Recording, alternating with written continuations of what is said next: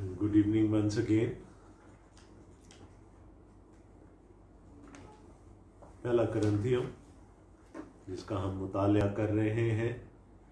हमने कल चौथा बाब ख़त्म किया था और मैंने आपको कहा था इस ख़त का पहला हिस्सा कवर हो चुका है जो कि तफरकों के बारे में था, कलीसिया में डिविजन्स के बारे में था। उसको हमने कल कंप्लीट कर लिया था और पौलुस ने बड़े अच्छे आर्गुमेंट्स हमारे सामने रखे और उसने कलीसिया को बताया कि why should we not be divided. और फिर पर्सनालिटीज़ के नाम पर डिवाइड हो जाना ये तो किसी तौर से भी उसके लिए काबिल कबूल नहीं था। आज हम इसके दूसरे हिस्से में दाखिल हो रहे हैं। पहला हिस्सा उस खराबी के बारे में था जो पूरी कलीसिया में थी। अब हम उन खराबियों पर नज़र करेंगे जो शायद पूरी कलीसिया में तो नहीं है, कम्युनिटी में है और कुछ लोगों में दूसरों की बनिस्बत ज़्यादा हैं, या कुछ लोगों में ऐसी बातें नहीं होंगी, बाकियों में शायद हो। So now we from the whole church we go to individuals के इनफरादी तौर पर उस कलीसिया में क्या बुराइयां थी। तो आइए हम देखें पहला करंथियों उसका 5वां बाब और आज उसकी सिर्फ पहली 5 आयत हम पढ़ेंगे। First Corinthians chapter 5 and we will read only the first 5 verses. खुदावंद के कलाम में लिखा है, यहां तक सुनने में आया है कि तुम में हरामकारी होती है, बल्कि ऐसी हरामकारी जो गैर कौमों में भी नहीं होती, चुनाचे तुम में से एक शख्स अपने बाप की बीवी को रखता है। और तुम अफसोस तो करते नहीं ताकि जिसने ये काम किया वो तुम में से निकाला जाए, बल्कि शेखी मारते हो। लेकिन मैं गो जिस्म के एतबार से मौजूद ना था, मगर रूह के एतबार से हाजिर होकर गोया बहालत मौजूदगी ऐसा करने वाले पर यह हुक्म दे चुका हूँ कि जब तुम और मेरी रूह हमारे खुदावंद यीशु की कुदरत के साथ जमा हो तो ऐसा शख्स हमारे खुदावंद यीशु मसीह के नाम से जिस्म की हलाकत के लिए शैतान के हवाले किया जाए, ताकि उसकी रूह खुदावंद यीशु के दिन नजात पाए। खुदावंद के कलाम का पढ़ा सुना जाना हम सब के लिए बाइस बरकत हो। आमीन। चर्च डिसिप्लिन, यहाँ जो हम पढ़ रहे हैं, this is the extreme form of church discipline. ये बहुत कड़ा किस्म का डिसिप्लिन है जिसकी बात यहाँ पर हो रही है। लेकिन इससे और यानी इस अगर हम दर्जा बंदी करें तो किसी न किसी मौके पर आकर खादिमों को कलीसिया में डिसिप्लिन कायम रखना पड़ता है। ये तो बिल्कुल एक्सट्रीम फॉर्म है डिसिप्लिन की जो यहाँ पर मेंशन की गई है, जैसे कि एक्स कम्युनिकेशन, कलीसिया में से निकाल देना। तो ये तो एक्सट्रीम फॉर्म है डिसिप्लिन की। लेकिन कलीसिया के लिए और किसी भी तंजीम के लिए फॉर दैट मैटर डिसिप्लिन ज़रूरी है, क्योंकि अगर डिसिप्लिन नहीं होगा तो फिर चीज़ें बिल्कुल आज़ाद हो जाएंगी, और फिर अगर आज़ाद हो गई तो फिर वो कलीसिया नहीं रहेगी, वो कुछ और बन जाएगा। सो हम देखते हैं कि यहाँ पर पौलुस अब कुछ हैवी मैटर्स की तरफ जा रहा है और सख्त सज़ा तजवीज़ कर रहा है। और ये पहली दफ़ा नहीं है, यानी ये this is not the only time कि पौलुस इस किस्म की बात कर रहा है। उसने तिमोथियस को जब पहला ख़त लिखा तो उसमें भी इसी किस्म की बात की, और मैं चाहता हूं कि हम उसको पहले पढ़ लें क्योंकि उसका जिक्र मैं आगे चलकर भी करूंगा। पहला तिमोथियस उसका पहला बाब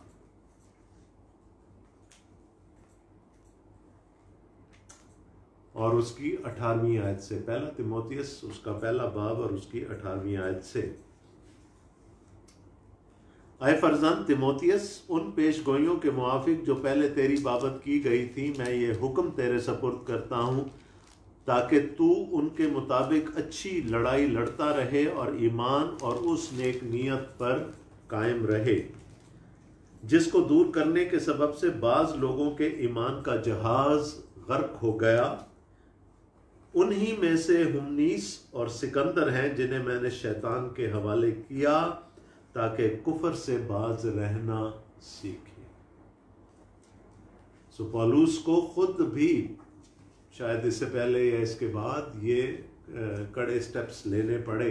वो कहता है मैंने उसको इब्लीस के हवाले कर दिया ताकि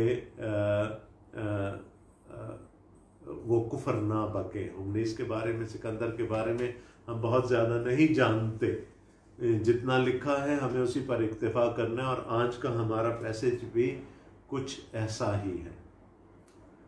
अब मैंने आपको बताया था कि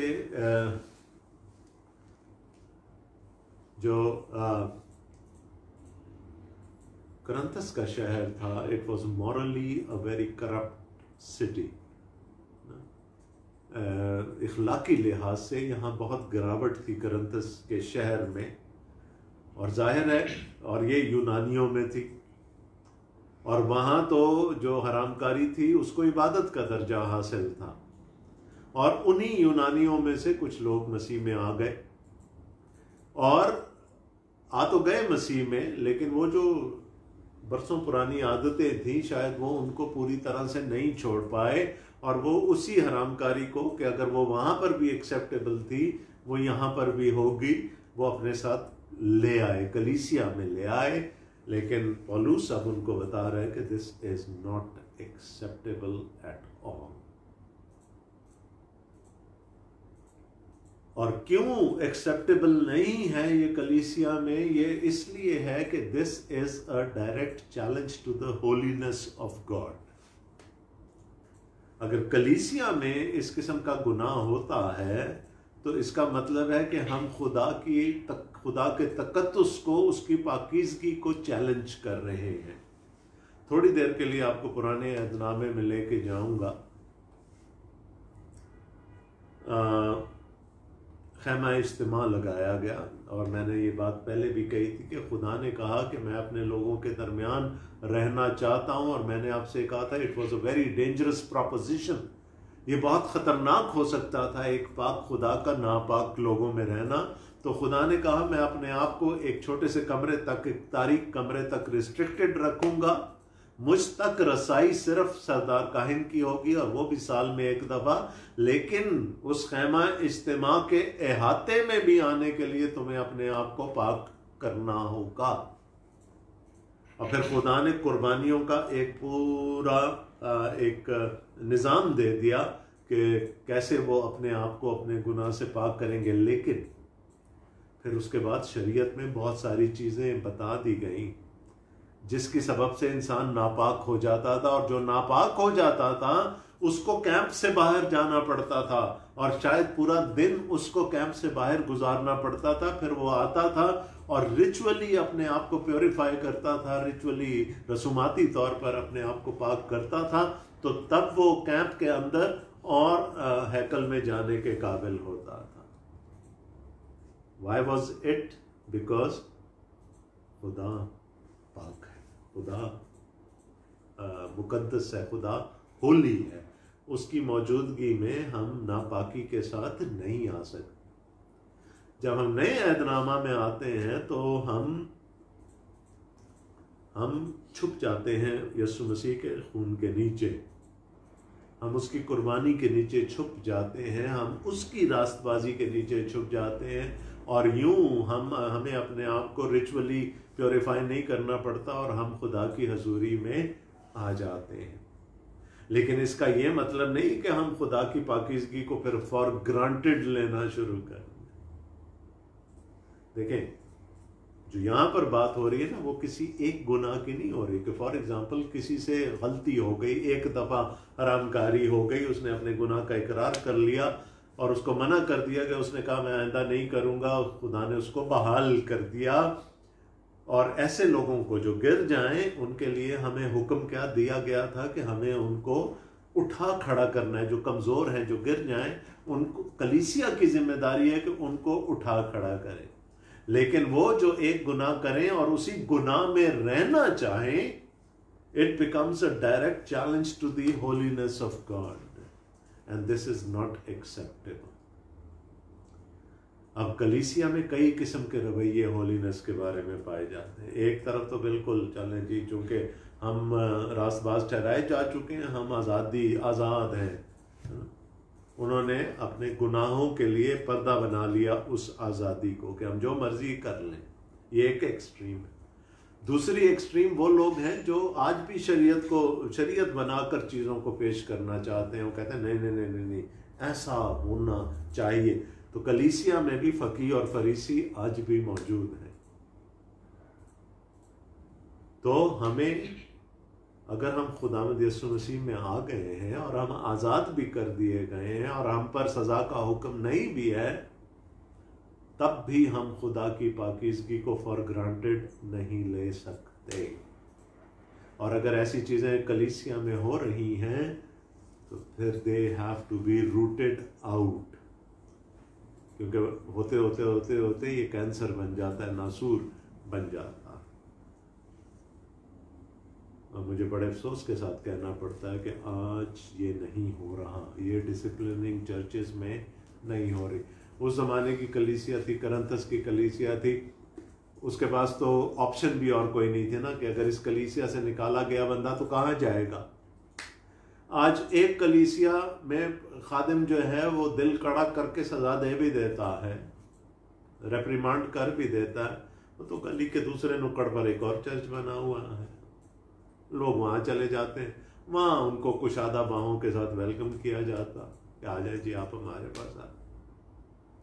तो वो डिसिप्लिन जो होना चाहिए कलीसिया में वो आज हमें नज़र नहीं आ रहा। Now what was happening here? This was incest, something which was forbidden in the word of God. खुदा के कलाम के बरखिलाफ एक काम यहाँ पर हो रहा है। यहाँ तक सुनने में आया है कि तुम में हरामकारी होती है, बल्कि ऐसी हरामकारी जो गैर कौमों में भी नहीं होती। मैंने आपको कहा था कि वो पर्दा बनाते हो जी, हम जिस मज़हब से आए, जिस कल्चर से आए, वहाँ तो ये होता था। वो कहता है ये काम तो वहाँ भी नहीं हो रहा था, तुमने तो इसको दूसरी एक्सट्रीम पर पहुँचा दिया। So don't try to hide behind the lame excuse के जी हम तो मजबूर थे, हम वहाँ से आए थे, इन आदतों में पड़े हुए थे, इसलिए हमने ये कर लिया। उसने कहा नो, ये काम जो हो रहा है तुम्हारी कलीसिया के अंदर और तुम सबको पता है, अगर खलबे के घर वालों को पता है तो इसका मतलब है कि तुम सबको पता है। चुनाचे तुम में से एक शख्स अपने बाप की बीवी को रखता है, step mother, right, is in a relationship with step mother, अपनी सौतेली माँ के साथ, वो एक हरामकारी के रिश्ते में है। तो पौलुस कहता है ये ऐसा तो गैर कौमों में भी नहीं होता, और अगर होता भी है तो उसको मायूब समझा जाता है, उसको अच्छी नज़र से नहीं देखा जाता, और तुमने इसको एक्सट्रीम पे पहुंचा दिया अब। और सिर्फ वो शख्स ही नहीं, तुम सब, है ना, सबको उसने कटहरे में खड़ा कर लिया। यू नो इट, तुम सबको पता है, और तुम अफसोस तो करते नहीं ताकि जिसने ये काम किया वो तुम में से निकाला जाए, बल्कि शेखी मारते। सजा क्या तजवीज कर रहे हैं पौलुस रसूल? वो कलीसिया में से निकाल दिया जाए। पुराना ऐतनामा याद आ गया ना। फिर जब खुदा उतरा था कोई सीना पर, उसने कहा हद बांध दी जाए, और अगर कोई उस हद को पार करने की कोशिश की जाए तो वो मार डाला जाए। तो बहुत मकामात पर पुराने ऐतनामे में हम ऐसी जुबान सुनते हैं खुदा की तरफ से कि ऐसा शख्स तुम में से काट डाला जाए, तुम में से मार डाला जाए। पौलुस रसूल भी कह रहे हैं कि अगर कोई इस एक्सट्रीम पर चला गया है और वो उसी हालत में रहना भी चाहता है, तो then that person has to be excommunicated. उससे तुम्हें हर तरह का ताल्लुक तोड़ना होगा और उसको कलीसिया में से निकालना होगा। मैंने आपको पहले कहा कि दिस इज़ नॉट न्यू, ये कोई एक यानी once in a blue moon कोई बात नहीं कर दी पौलुस ने। उसने तिमोथियस के ख़त में भी हुमनीस और सिकंदर का जिक्र किया कि उनको भी मैंने शैतान के हवाले कर दिया।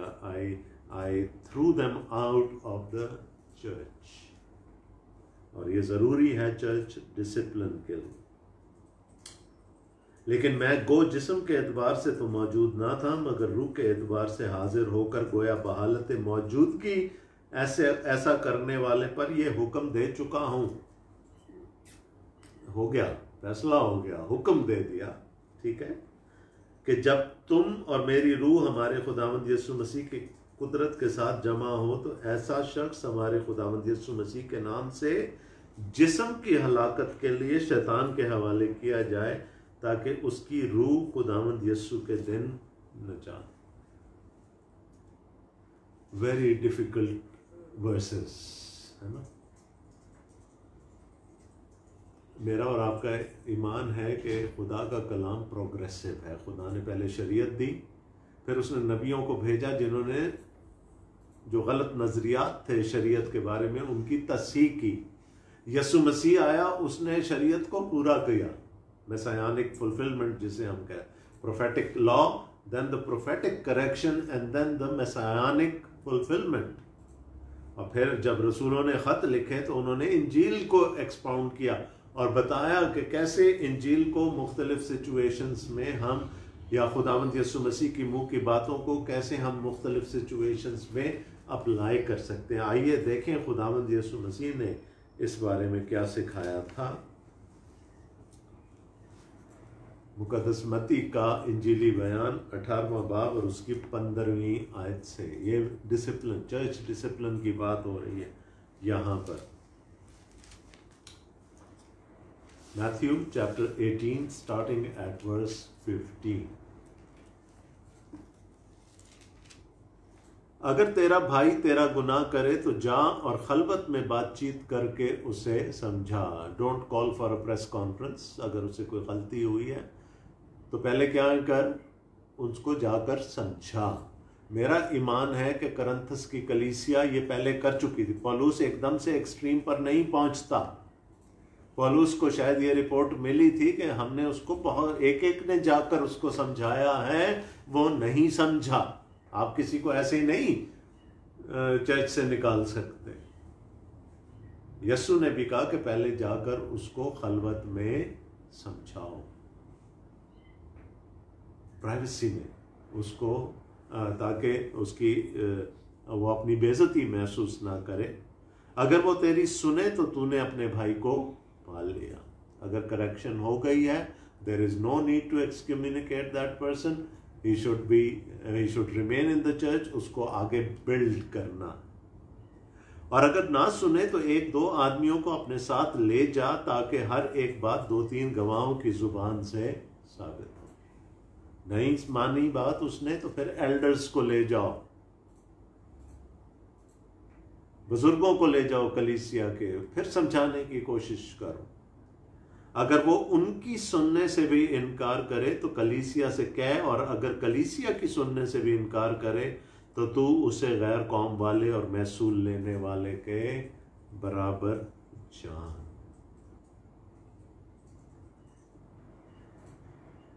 ठीक है जी, प्रोसेस बता दिया यीशु ने। पहले खलवत में, फिर बुजुर्गों की मौजूदगी में, उसके बाद फिर अगर फिर भी ना हो तो फिर कलीसिया के सामने उस शख्स को खड़ा किया जाए। और मैं ये देख सकता हूं कि पौलुस अगर अब जो एक्सट्रीम फैसला दे रहा है, उसको ये मालूम हो चुका है कि करंथस की कलीसिया ने ये सारे स्टेप्स फॉलो कर लिए। ऐसे ही नहीं किसी को आप इतनी एक्सट्रीम सजा दे सकते। तो फिर यीशु ने क्या कहा, वो फिर गैर कौम वाला है।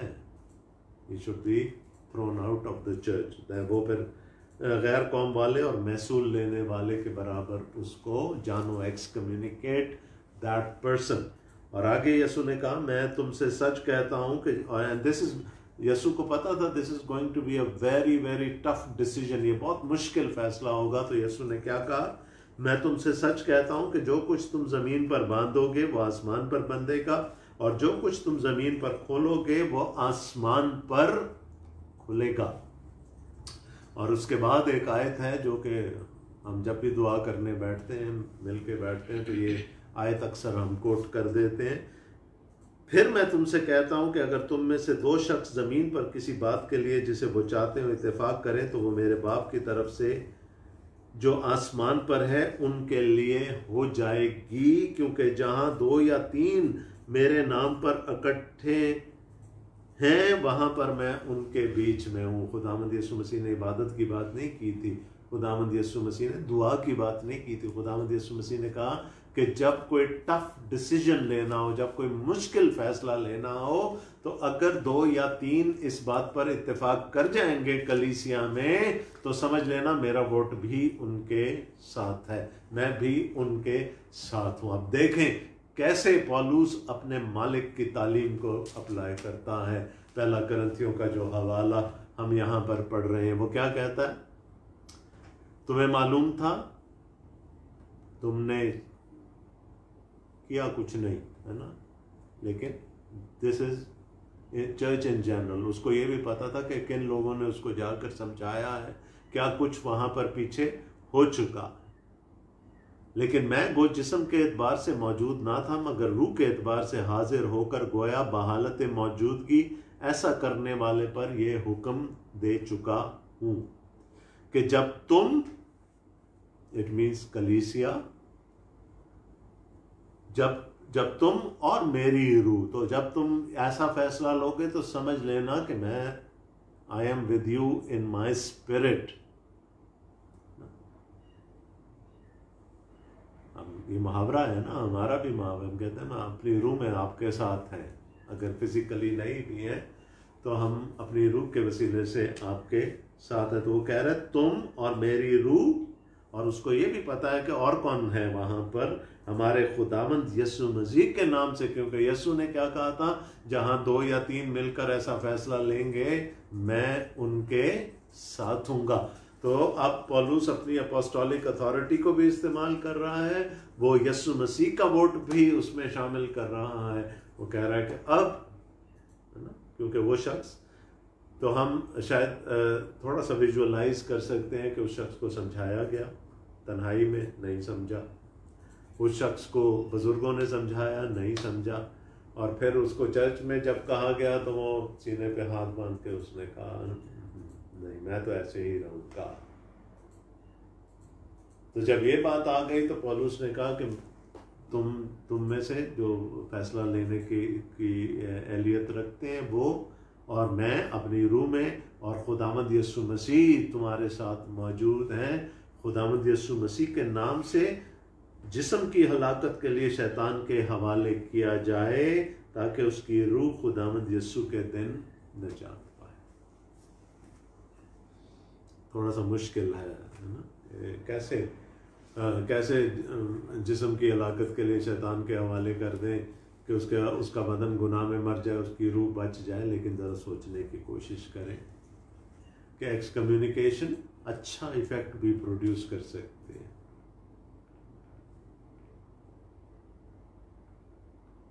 एक बेटा था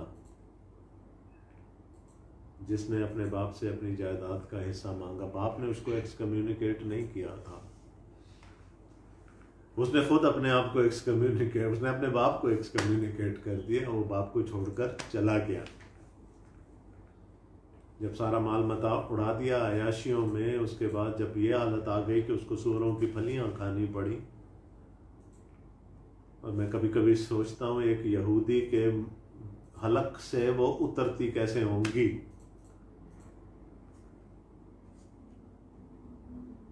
एक्सट्रीम है ये बिल्कुल।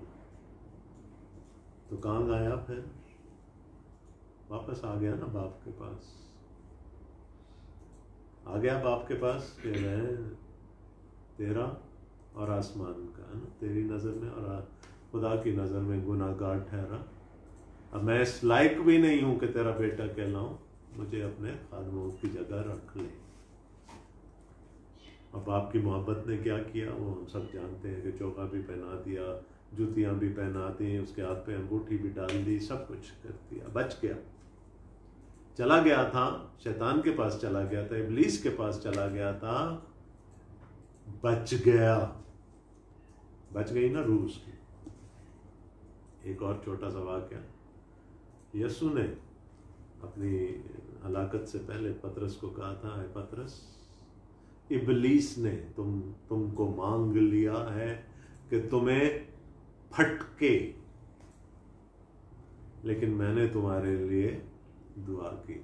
तो कुछ देर के लिए खुदावंद यीशु मसीह ने पतरस को इबलीस के हवाले कर दिया था ताकि फटका जाए। But what did it lead to? क्या हुआ था उसकी शिफ्टिंग के बाद? ये मोटे मोटे आंसू है ना, गालों पर रवा।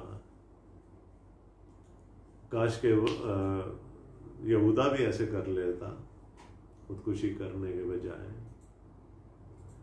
सिवियर एक ही जितना सिवेरिटी थी दोनों के गुनाहों की, लेकिन पतरस ने रो रो के अपना गुनाह माफ करवा लिया। तो इब्लीस ने उसको फटका जरूर, लेकिन उसकी नजात के लिए। तो जो यहाँ पर पौलुस रसूल कह रहे हैं वो ये है कि कभी कभी इब्लीस के हाथों में दे देना इंसान के लिए फायदेमंद हो जाता है, और वो वापस आ जाता है, वो वापस तौबा कर लेता है, बच जाता है वो शख्स। सो एक एक्स कम्युनिकेशन में साउंड वेरी हार्श, लेकिन we have to remember that it also might have beneficial effects. अब उसका फायदा क्या है कि एक तो कलीसिया ने जब दूसरों जिनका दिल चाह रहा होगा कि हम भी ऐसे काम करके देख लें, जब कलीसिया ने डिसिप्लिन दिखाया और ये एक हार्श डिसीजन लिया, तो उनके लिए भी बैरियर लग गया कि नहीं, अब तुमने भी ये नहीं करना। और दूसरा, उस शख्स के लिए भी बहुत दफ़ा ये चीज़ फ़ायदे का सबब बनती है कि जब उसको रियलाइज़ होता है कि मैं किस मकाम पर था और कहाँ आ गया हूँ, तो फिर वो वापसी का सफ़र इख्तियार करता। So as I said before, this is quite a harsh type of a discipline, है ना, बहुत स्ट्रिक्ट डिसिप्लिन की बात हो रही है। हमेशा ऐसी बातें नहीं होती, छोटी मोटी गलतियाँ भी लोगों से होती हैं और उस पर भी डिसिप्लिन करने की ज़रूरत होती है, लेकिन by and large the churches have become too lenient on that front. और आज जैसे मैंने पहले कहा कि आज लोगों के पास ऑप्शंस भी हैं, वो एक चर्च से निकाले गए तो दूसरे में चले जाएंगे, वहाँ से निकाले गए तो तीसरे में चले जाएंगे। So they have a lot of options today. बहरहाल the servants of the Lord, खादमों को कभी कभी ये बिटर पिल, ये कड़वी गोली निगलनी पड़ती है। I wish there was stricter discipline in churches today, और फिर हम देखते कि कलीसिया कैसे तरक्की करते हैं। खुदा आप सबको बड़ी बरकत दे। आमीन।